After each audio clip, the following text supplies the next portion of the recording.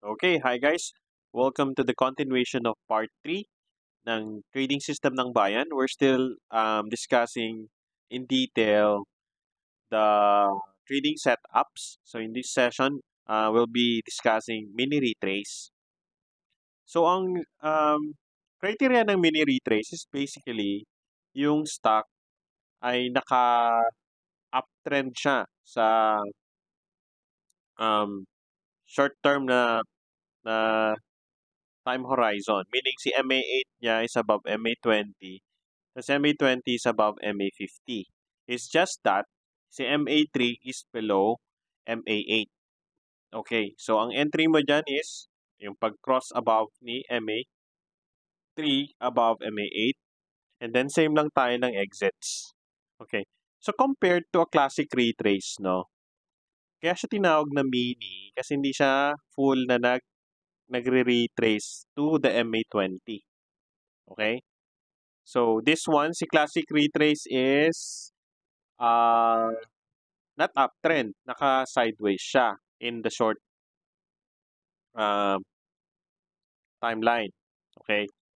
Ito, si mini retrace, naka-uptrend siya. So, uh, example, no? Dito, si MA20 mo is above, ay si MA8 mo is above MA20, and then MA20 is above MA50, uptrend. Tapos MA3 is below MA8. So, ang ang entry mo dyan is basically yung pag-cross ni MA3 above MA8. So, dito, ang entry mo, itong candle na to, no? Tapos, pwede din itong candle na to. Tapos, ganun din dito, itong entry mo. And then, another one, entry mo dito. And then, entry din to. So, makikita mo siya, no? In an uptrend, short-term uptrend. Basically, yung pag-cross lang nung MA3, EMA3 above MA8. So, initial cut loss, same pa din, no? Pagkapasok mo ng ganyan, hanap ka ng uh, previous swing low or previous low of a breakout candle na pwede mong gamitin. Tapos, i-adjust mo lang yon. Okay? And then, meron kang partial selling at saka exit everything. Ganun lang siya ka-straightforward. So, dito, i-adjust mo yung trail stop. Pag dito ka nakapasok, initial cut loss, adjust here, and then may adjusted swing low, nag-close below ng ganyan, so partial sell ka, and then may additional entry ka dito, no? Dagdag, nagbawas ka dito, magdadagdag ka dyan, tapos adjust the trails, and then may additional entry ka, tapos nag-close down, i-cut mo lang yung pinasok mong position dito. And then, exit mo na everything yung lahat ng position mo dito sa mga to dahil ano na siya below 20, MA20, nag-close siya below MA20. Ngayon, pwede kang may entry dito tapos nag-close siya below your this one yung low ng breakout candle, edi exit everything or cut loss. Ganun lang. No? So, makikita mo dito, meron kang mag-add or minus ng position. Depende sa galaw nung stock. Another one is naka-uptrend siya. Kitang-kita mo naman, MA8 above MA20, MA20 above MA50. Tapos, etong trigger, entry mo, cut loss, partial exit, tapos another one, buyback, pwedeng ganun. Tapos, may bago kang entry dito, mag-a-add ka, tapos adjust mo na lang yung trail stop, may partial exit ka dito, tapos buyback,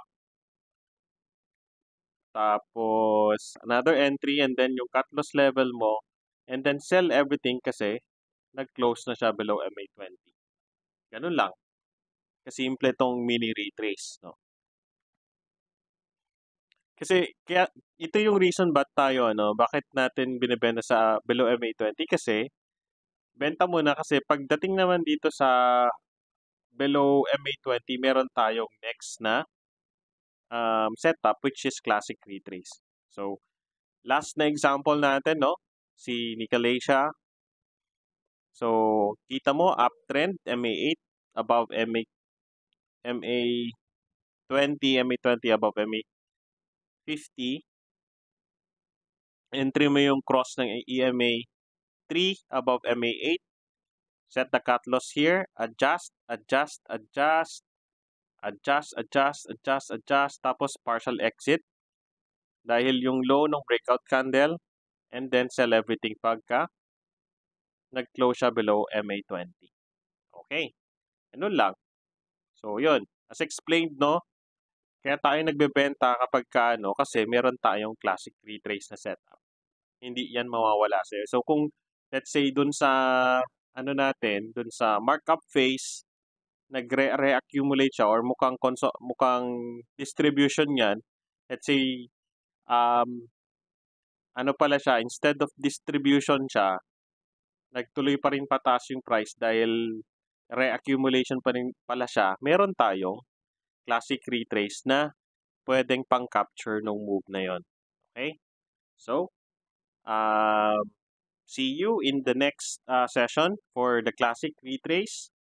Again, please follow us in our social media accounts.